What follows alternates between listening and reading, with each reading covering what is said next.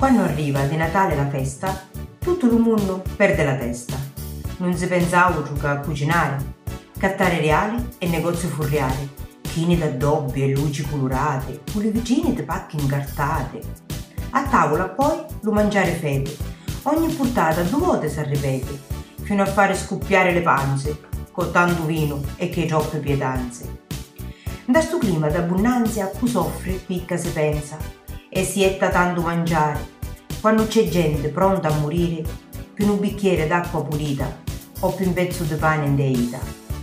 Con tanto impegno facciamo reali, con picca sorte per tutto uguale, cose che vanno da un pugno cassetto o che finiscono da un cassonetto. Ma queste sordi, ci hai mai pensato quante sorrisi hai visto tu rialato e i piccirilli del terzo mondo che si furriano turno e non hanno pane né focolare ed ogni cosa si può ammalare.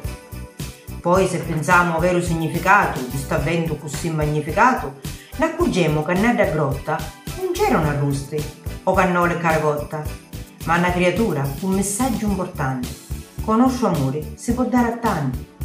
Allora quest'anno facciamo eccezione e realiamo una buona azione.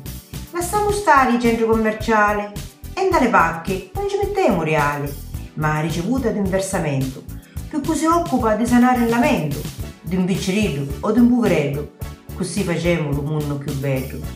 Lo buon Natale è regalare amore, a cui campa mezzo dolore, così in tuo cuore ti sboccia una rosa e sai che ha fatto una buona cosa.